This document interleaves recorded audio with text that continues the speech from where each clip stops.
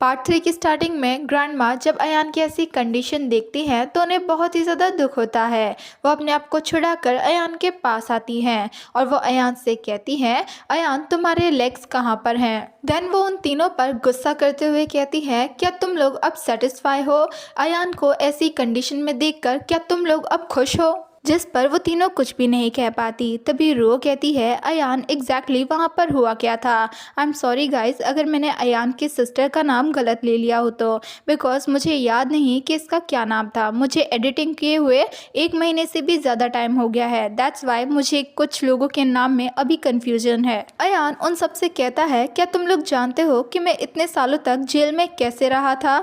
अयान उन्हें बताता है कि उसे एवरी डे ही डॉग की तरह ट्रीट किया जाता था, यहाँ तक कि उन लोगों ने उसके दोनों पैर भी तोड़ दिए थे। लेकिन आप लोगों को उससे क्या? तभी अयान रो की तरफ अपनी फिंगर पॉइंट करते हुए कहता है, क्या तुम उस टाइम पर जी हाउ का बर्थडे सेलिब्रेट नहीं कर रही थी? देन वो क्वीन की तरफ फिंगर पॉइंट करते हुए कहता है, और तुम उसके लिए सूप बना रही थी। लास्ट में वो अपनी मॉम की तरफ फिंगर पॉइंट करते हुए कहता है, और आप उसके लिए क्लोथ्स बाय कर रही थी। और आप लोग अभी भी दिल से यही चाहते हो कि मैं अभी भी उस जेल में ही बंद रहता। रुआ कहती है, हम सभी लोग इसके लिए सॉरी हैं, लेकिन तुमने घर आने के बाद हमें जल्दी से इस बारे में क्यों नहीं बताया? अगर तुम हमें इसके बारे में पहले ही बता देते तो हम तुम्हें कभी भी जी हाउ को लेग्स देने के लिए फोर्स नहीं करते। तभी मॉम भी जल्दी से कहती है, रुआ एकदम सही कह रही है, जी हाउ का मैटर बहुत ही ज़्यादा अर्जेंट था और अगर तुम हमें इसके बारे में पहले ही बता देते तो हम ऐसा कुछ भी नहीं करते। अयान अपनी मॉम से कहता है, आपने मुझे जेल से इसीलिए जल्दी बाहर निकाला ताकि आप मेरी लेग्स जी हाउ को दे सको। अगर आप लोगों को पता चलता कि मैं ऑलरेडी अपनी लेग्स खो चुका हूँ तो क्या फिर भी मुझे जेल से बाहर निकालते? तभी क्वीन कहती है, अयान तुम ओवर थिंकिंग कर रहे हो, तुम और जी हाउ दोनों ही हमारे लिए इक्वली इम्पोर्टेंट हो। अयान कहता है, क्वीन इन वर्ड से सिर्फ तुम खुद को ही बेवकूफ़ बना सकती हो। तभी मॉम क्वीन को कुछ भी कहने से रोक लेती है और कहती है, अगर अयान को ऐसा ही लगता है तो उसे कुछ भी एक्सप्लेन करने की ज़रूरत नहीं है और अभी सबसे इम्पॉर्टेंट चीज़ यही है कि हमें जल्दी से जल्दी जी हाउ के लेग्स को क्योर करना है। तभी ग्रैंड मॉम कहती है, अयान भी अपनी लेग्स को खो चुका है, लेकिन फिर भी तुम लोग सिर्फ जी हाउ की ही केयर कर रहे हो। अयान भी हमारी लिन फैमिली का ही मेंबर है। जिस पर मॉम कहती है, अयान घर वापस आ गया लेकिन मुझे इसकी इस कंडीशन के बारे में पता भी नहीं चला। इससे ये प्रूफ हो जाता है कि अयान बिना लेग्स के भी रह सकता है, लेकिन जी हाउ एक डांसर है, उसकी लेग्स को बचाना और भी ज़्यादा इम्पोर्टेंट है। अयान के फेस पर एक ब्रोकन स्माइल होती है और वो अपने मन में कहता है, मैंने क्लियरली अपनी दोनों लेग्स खो दी, लेकिन फिर भी वो सिर्फ जी हाउ के लिए ही सॉरी फील कर रही है जिसकी लेग्स सिर्फ इंजर्ड हैं। अयान अपनी मॉम से कहता है, आप हमेशा कहती हो कि मैं अनग्रेटफुल हूँ, लेकिन जो रियल कल्प्रिट है उसे हमेशा ही आपने एक ट्रेजर की तरह ट्रीट किया है। अयान यहाँ पर बता देता है कि 5 इयर्स पहले ग्रैंडपा को इंजर्ड जी हाउ ने ही किया था। जी हाउ सबके सामने अच्छा बनने का ड्रामा करता है और वो अयान से कहता है, ब्रदर मुझे समझ में नहीं आ रहा है कि आप मेरे बारे में ऐसा क्यों कह रहे हो। ग्रैंडपा ने मुझे हमेशा से ही अच्छे से ट्रीट किया है, आखिर मैं उन्हें हर्ट क्यों ही करूँगा। यहाँ पर क्वीन भी जी हाउ को सपोर्ट करते हुए कहती है, जी हाउ बिल्कुल सही कह रहा है, भले ही जी हाउ अडॉप्टेड है लेकिन वो लिन फैमिली में बड़ा हुआ है और ग्रैंडफादर ने भी हमेशा से ही जी हाउ को अपने ग्रैंडसन की तरह ट्रीट किया है, तो फिर जी हाउ ग्रैंडपा को हर्ट क्यों ही करेगा। अयान क्वीन की बातें सुनकर एकदम शॉक हो जाता है और वो क्वीन से कहता है, तुमने मुझे जेल में क्लियरली कहा था कि तुम मुझ पर बिलीव करती हो, तो फिर तुम अब जिन हाउ को सपोर्ट क्यों कर रही हो? तभी मॉम कहती है, इसके पीछे और क्या रीज़न हो सकता है? क्विंग एक काइंड हार्टेड पर्सन है, उसने बस वो सब कुछ तुम्हें कंफर्ट करने के लिए कहा होगा।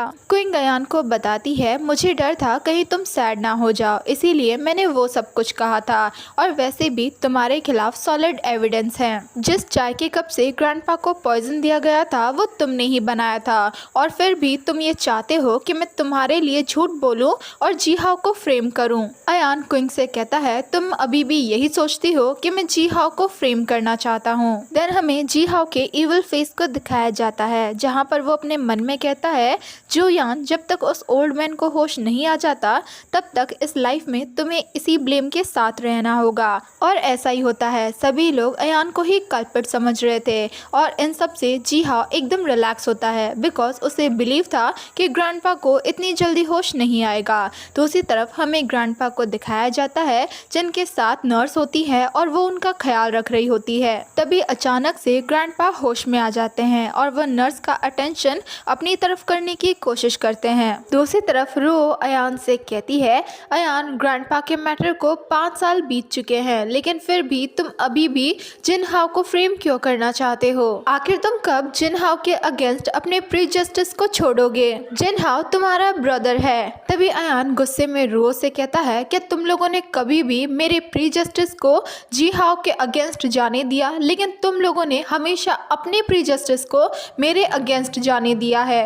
तभी मॉम अयान से कहती है, जी हाओ हम लोगों के बीच में बड़ा हुआ है, वो एक काइंड हार्टेड पर्सन है और तुम एक ऑर्फनेज में पले बड़े हो और जो भी एक बुरे कैरेक्टर के साथ। आखिर तुम खुद को जी हाओ के साथ कंपेयर कैसे कर सकते हो? तुम्हें क्या लगता है हम लोग तुम्हारे अगेंस्ट कोई भेदभाव करेंगे? अयान अपनी मॉम से गुस्से में कहता है, अगर मैं एक ऑर्फनेज में बड़ा हुआ हूँ तो क्या इसके पीछे वजह आप नहीं हो? तभी रो कहती है, अयान तुम हमारी मॉम के साथ ऐसे कैसे बात कर सकते हो? जिस पर अयान गुस्से में चिल्लाते हुए कहता है, क्या मैं गलत हूँ? अयान बताने लगता है, जब मैं खो गया था तब मैं ऑलरेडी 5 साल का था, मुझे अच्छे से याद है। अगर ये मुझे इग्नोर नहीं करती तो कोई भी बैड पर्सन मुझे लेकर नहीं जाता। जिस पर रो अयान को बताती है, तुम जानते हो जब वो बैड पर्सन तुम्हें लेकर चला गया था तब मॉम कितना ज्यादा हार्ट ब्रोकन हो गई थी। अयान कहता है, मुझे नहीं दिखा कि ये कितना ज्यादा हार्ट ब्रोकन हो गई थी, बल्कि तो मुझे ऐसा लगता है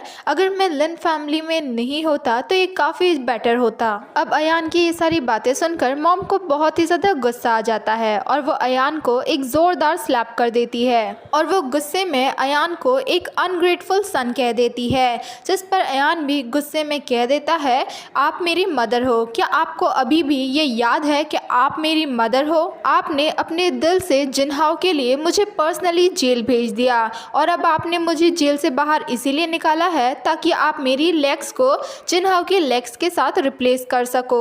जब आपको पता चला कि मेरे पास ओनली 1 लेग है, आप फिर भी यही चाहती थी कि वो लेग भी अब जिन हाओ को दे दो। आपकी नज़रों में हमेशा से ही जिन हाओ आपका सन था। जिन हाओ यहाँ पर दोबारा से अच्छा बनने की एक्टिंग स्टार्ट कर देता है और वो कहता है, मॉम ब्रदर आप दोनों मेरी वजह से आर्ग्यूमेंट मत कीजिए, मैं जानता हूँ मैं ही वो हूँ जिसने इतने सालों तक अयान को रिप्लेस किया था और अगर मेरे ब्लेम लेने पर अयान को खुशी मिलती है तो मैं इसके लिए तैयार हूँ और वैसे भी मैं यही डिजर्व करता हूँ। जिस पर क्विंग अयान से कहती है, अयान जी हाओ अभी भी तुम्हारे लिए स्टैंड ले रहा है, क्या तुम जी हाओ की तरह सेंसिबल नहीं बन सकते? अयान गुस्से में चिल्लाते हुए कहता है, क्या मैं इनफ ओबीडियंट और सेंसिबल नहीं बना? तभी रो अयान से कहती है, अगर तुम इतने ही सेंसिबल होते तो अभी ग्रैंडपा कोमा में नहीं होते और ना ही हम लोगों को तुम्हें जेल भेजना होता और ना ही तुम क्रिपल होते। इन सब में क्या तुम्हारी गलती नहीं है? तभी मॉम भी कहने लगती है, अगर मुझे पता होता तो मैं तुम्हें कभी भी जेल से बाहर नहीं निकालती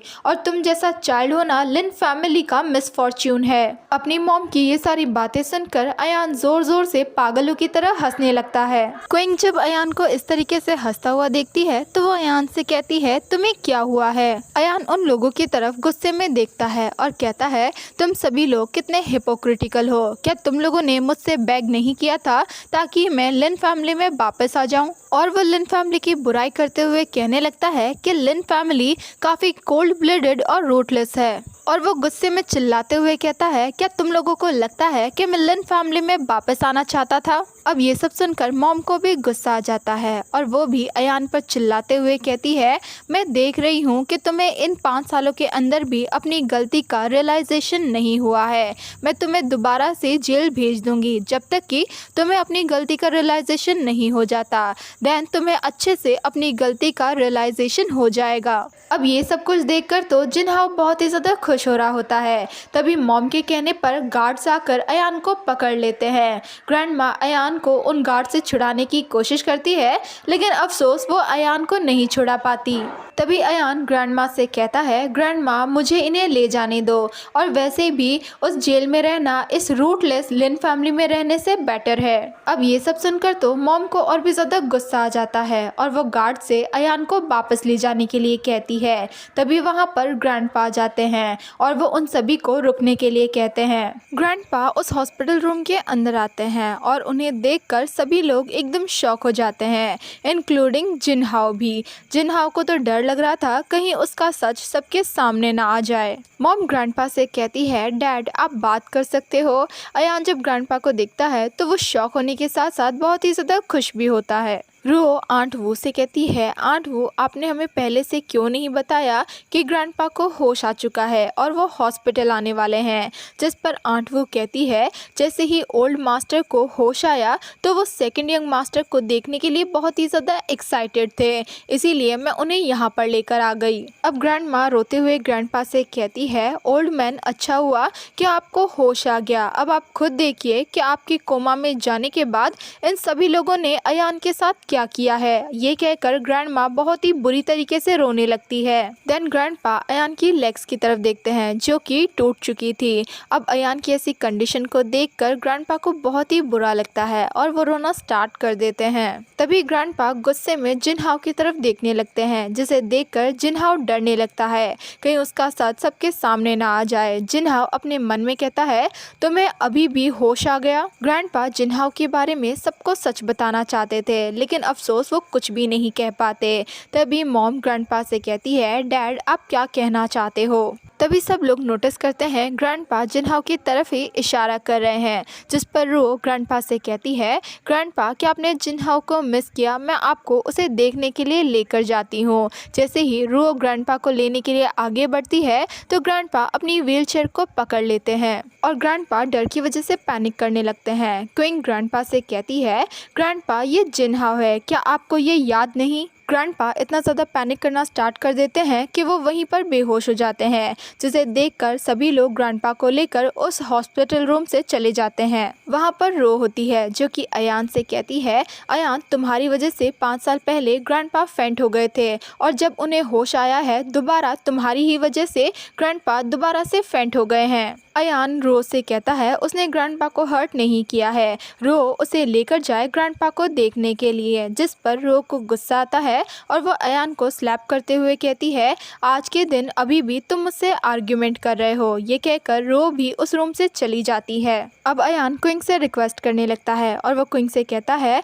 मैं तुमसे बेग करता हूँ कि तुम मुझे ग्रैंडपा को देखने के लिए लेकर जाओ। तभी जिनहाओ भी अपना ड्रामा स्टार्ट कर देता है और वो कहता है उसे बहुत ही ज़्यादा पेन हो रहा है, उसे डॉक्टर से मिलना है। जिस पर क्विंग अयान को छोड़कर जिनहाओ के पास चली जाती है और वो जिनहाओ को संभालते हुए उस रूम से लेकर चली जाती है।